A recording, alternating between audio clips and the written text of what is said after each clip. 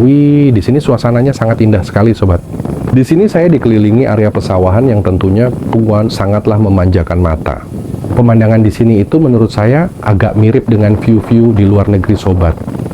Di sekitar saya ini sepertinya merupakan ladang yang dibuat untuk menanam tanaman padi.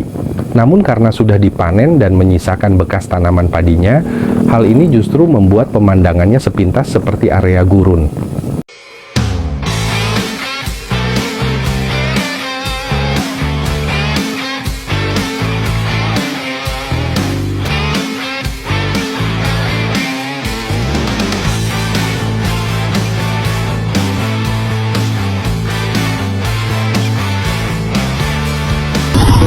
Suangar masih kira lon.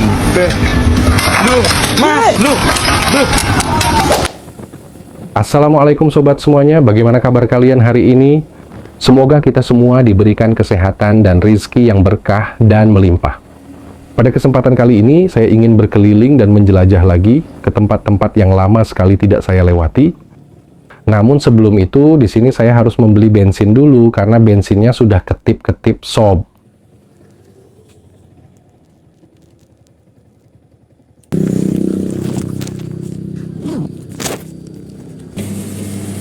Ini bos, Jalan-jalan. Siap. jalan weekend ya. Iya. Bang liburan ya. Oke, bensin sudah saya isi penuh, saatnya kita lanjut perjalanan sobat.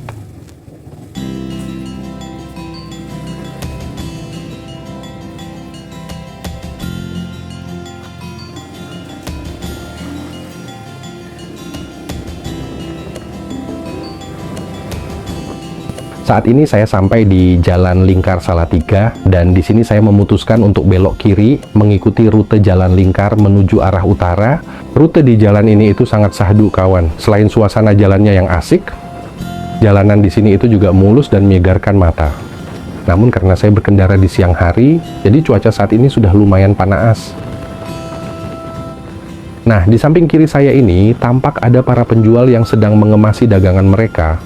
Biasanya setiap hari Minggu area ini tuh memang menjadi semacam pasar Minggu mungkin, dimana setiap hari Minggu dari pagi hingga siang hari di tempat ini tuh jadi lokasi berjualan di sepanjang jalan yang kita lalui ini. Dan karena hari sudah siang, sepertinya tinggal menyisakan sebagian pedagang yang belum selesai mengemasi dagangan mereka. Dulu awal-awal ada pasar Minggu di area depan kampus UIN Salatiga ini nggak ada yang jualan kawan. Namun semakin hari sepertinya semakin banyak pula pedagang yang berjualan di sini. Hal ini biasanya dimanfaatkan masyarakat yang ingin berburu aneka macam jajanan, perlengkapan, rumah tangga, dan lain sebagainya karena semua kebutuhan itu banyak yang dijajakan di sini.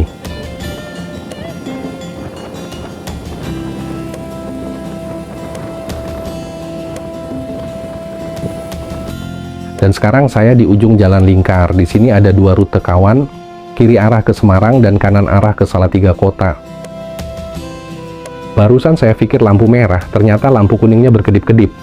Jadi saya perlu maju dikit untuk memudahkan dalam menyeberang jalan.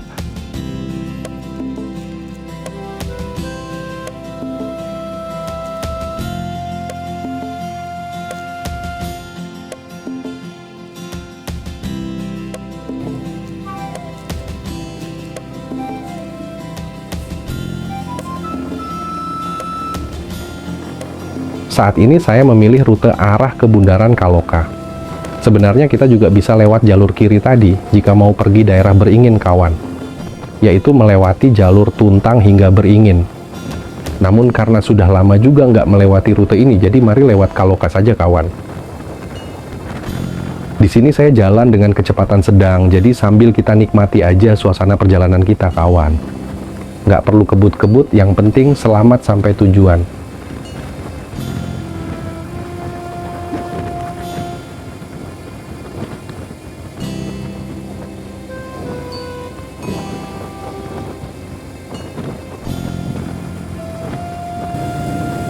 Sekarang kita sampai di Bundaran Kaloka. Di sini saya belok kiri arah menuju Pabelan atau Beringin.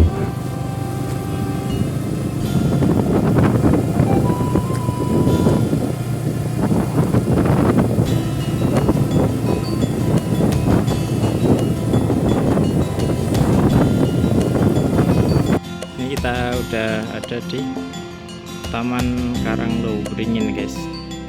Ini tadi dari Salatiga ternyata nggak kerekam gara-gara memorinya penuh. Tadi di samping jalan tuh, bisa kalian lihat, dan itu jembatan. Jadi bawah jembatan itu sungai, samping sungai persis ini taman seperti ini, sangat jas, mantap guys. Buat liburan, nongkrong, tuh, mantap sekali. Oke, kita lanjut lagi perjalanan ke sana karena tepinya sudah tak benarin. Kita lanjut jalan lagi guys. Barusan kita melewati jembatan atau Taman Karanglo Beringin. Katanya sih jembatan tersebut merupakan sisa peninggalan kolonial Belanda. Namun saya sendiri tidak begitu paham tentang itu.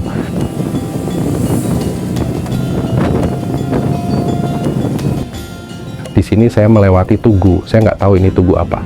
TPYG jelas jika ke kiri kita bisa sampai di Tuntang. Jadi walaupun tadi kita lewat Tuntang, maka kita akan sampai di titik ini dengan rute yang berbeda saja.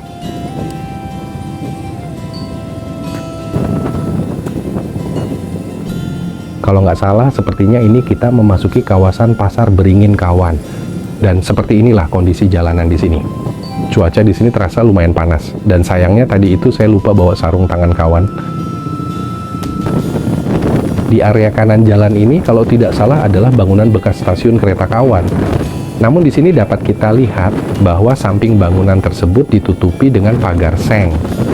Jadi kita tidak bisa melihat bagaimana bangunan tersebut ketika melintas di sini.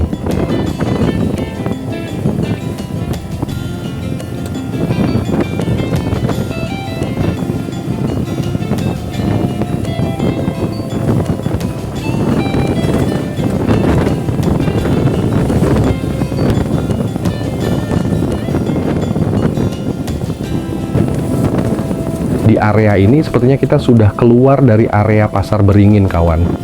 Sebagian jalan di sini agak bergelombang, jadi tetap hati-hati kawan.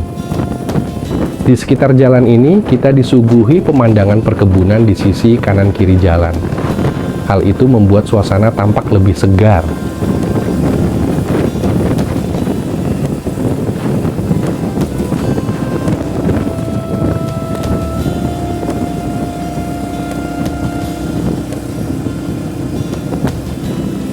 Tak lama kemudian ternyata kita melewati area pemukiman kawan.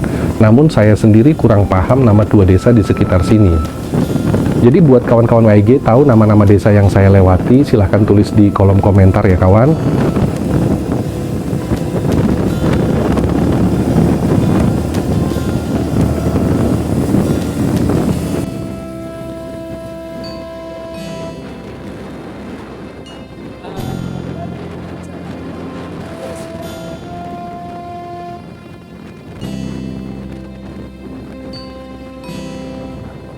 Jalannya di sini udah bagus lagi.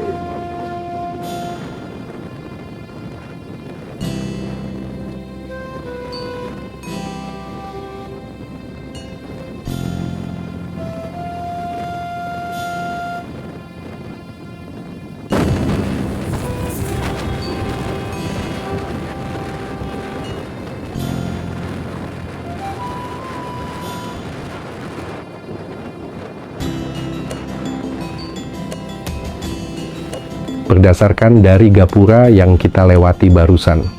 Saat ini kita memasuki desa Gogodalem kawan. Apakah kawan-kawan ada yang rumahnya di sini?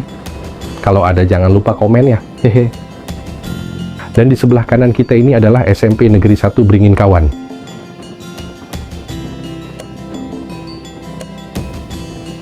Tak jauh dari SMP tersebut, di sini saya melihat spot jalanan yang lagi-lagi memanjakan mata saya kawan. Di sekitaran jalan ini, kita disuguhi pemandangan kebun karet. Namun, saya tidak tahu apakah ini perkebunan milik masyarakat, pemerintah, atau milik suatu perusahaan.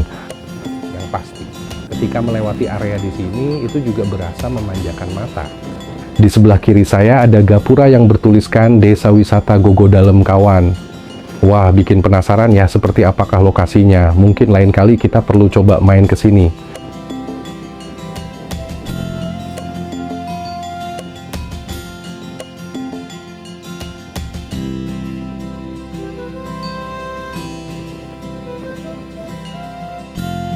Setelah melewati jembatan, di sini saya belok ke arah kanan kawan. Ini adalah rute salah satunya menuju Desa Jelumpang. Sedangkan kalau lurus, maka kita akan sampai ke Desa Ngombak hingga Kedung Jati. Ngomong-ngomong, saya punya teman yang tinggal di Desa Jelumpang. Kami sudah beberapa tahun tidak bertemu, namun ternyata tadi saat saya hubungi, ternyata beliau sedang ada di rumah. Javi, nanti kita mampir dulu sebentar sebelum lanjut jalan-jalan lagi.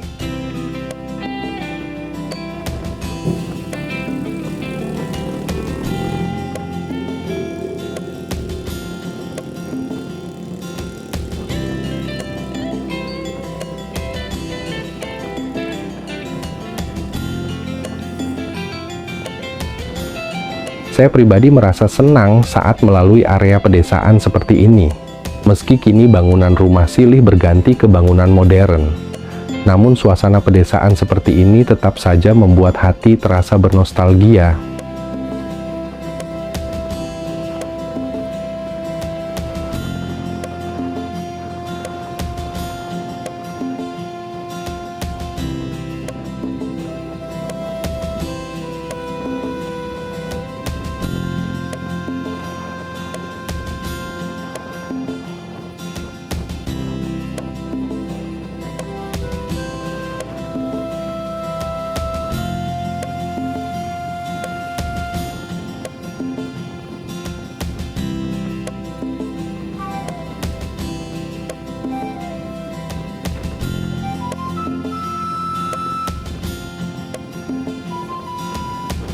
Di sini, lagi-lagi mata kita dimanjakan dengan pemandangan yang indah kawah. Hehehe. Ingin rasanya saya berteriak sekencang-kencangnya. TP ku sadar suara merduku bakalan mengganggu telinga orang lain.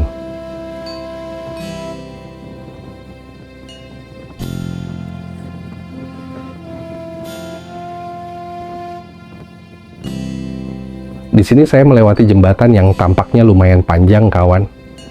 Melihat sungai sebesar ini dari atas jembatan pun ternyata juga tampak mempesona.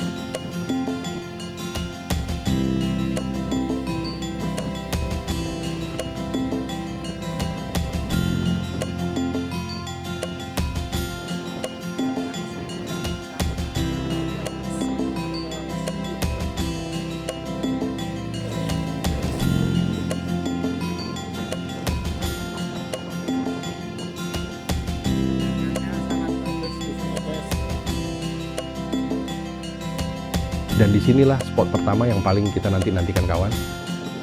Di sini alam menyediakan pemandangan yang tampak indah dan mempesona.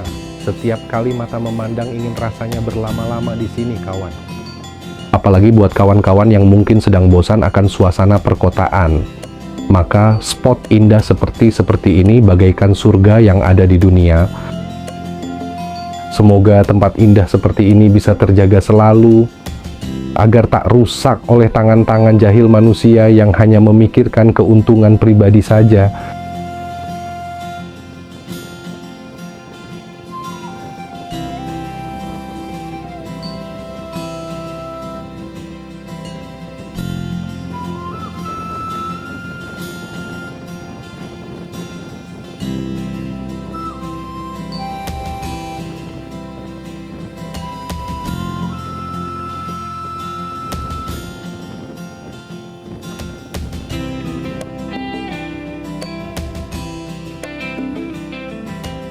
Di sini sepertinya saya mulai memasuki area pemukiman lagi, kawan. Dan seperti biasa, saya sendiri belum tahu apa nama desa ini. Hehe.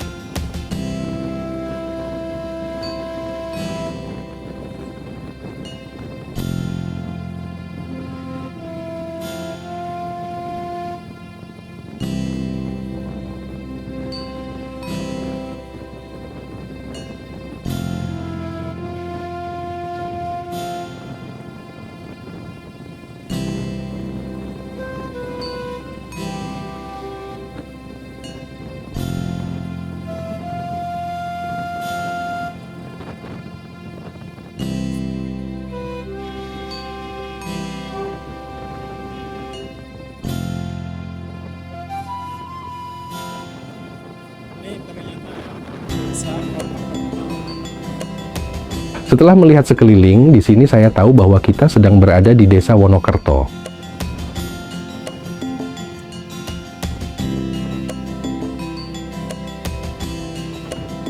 Setelah melintasi desa ini, lagi-lagi kita disuguhi pemandangan yang indah, kawan.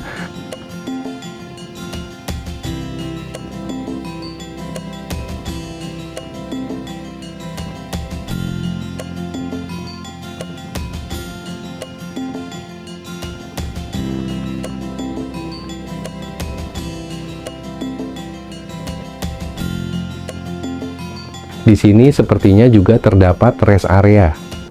Jadi buat sobat sekalian yang mau ke sini, kalian juga dapat membeli makanan di sekitar area ini sambil menikmati indahnya pemandangan.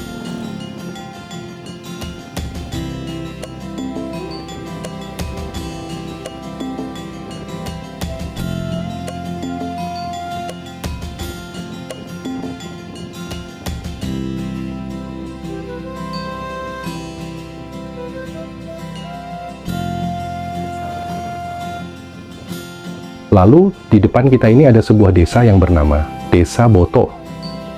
Ya, selamat datang di Desa Boto, kawan.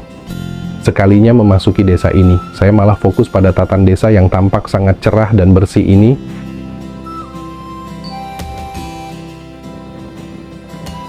Setelah melihat plang di sini, saya malah baru tahu bahwa dari sini kita bisa sampai di Desa Dadapayam Suruh. Saya malah jadi penasaran dan ingin mencoba ke sana.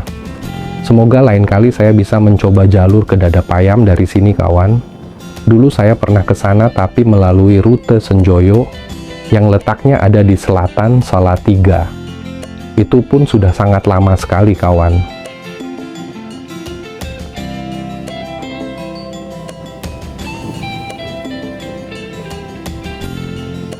Di sini sepertinya banyak sekali tanaman pohon jati, kawan. Bisa kita lihat kebun-kebun yang ada di samping jalan ini banyak yang ditanami pohon jati.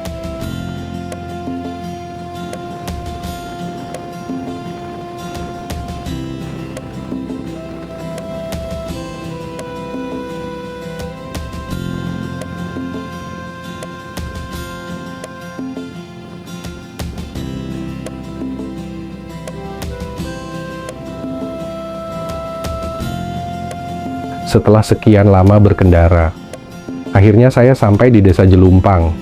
Ini adalah desa yang kemarin itu sempat viral lantaran seorang YouTuber yang membuat konten perihal seseorang yang bernama Sumala. Namun, usut diusut, ternyata informasi yang diberikan YouTuber tersebut tidaklah benar. Hingga kata teman saya, hal tersebut menjadi ramai di desa ini. Karena sudah di desa ini, sekarang saya mau mampir ke rumah teman saya dulu, kawan. Sebenarnya dulu saya punya banyak teman di sini, dari yang cowok bahkan ada pula yang cewek. Tapi karena lama sekali kami tak menjalin komunikasi, sementara saya hanya akan menemui salah seorang saja.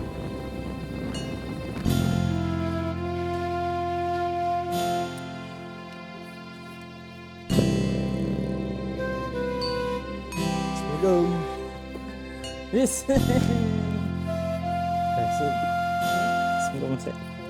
Ada.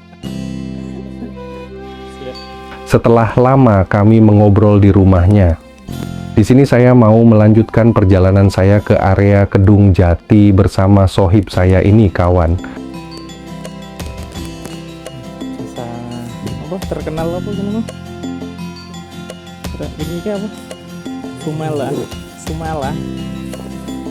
Jangan di skip dulu, karena habis ini kami akan melewati jalur dari Karanglangu, kawan. Jalur ini tentunya berbeda dari jalur utama yang melalui Desa Ngombak.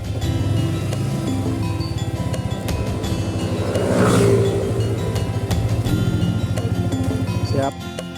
Ready. Tadinya saya nggak berencana untuk pergi ke Desa Karanglangu, kawan. Tapi, saat tadi kami mengobrol dan mengenang perjalanan kami dahulu ke desa tersebut yang penuh lika-liku, bahkan hingga harus jalan kaki dan numpang truk. Ibu teman saya ini justru bilang bahwa desa itu dekat. Mendengar hal tersebut, saya akhirnya coba melihat rute melalui Google Maps. Dan ternyata benar saja, ternyata desa tersebut justru lumayan dekat dari desa ini dibandingkan melalui stasiun Kedung Jati jika dari sini. Kami pun akhirnya memutuskan jalan-jalan ke Kedung Jati via Karanglangu, sekaligus melihat-lihat suasana daerah yang pernah kami datangi kurang lebih 15 tahun yang lalu.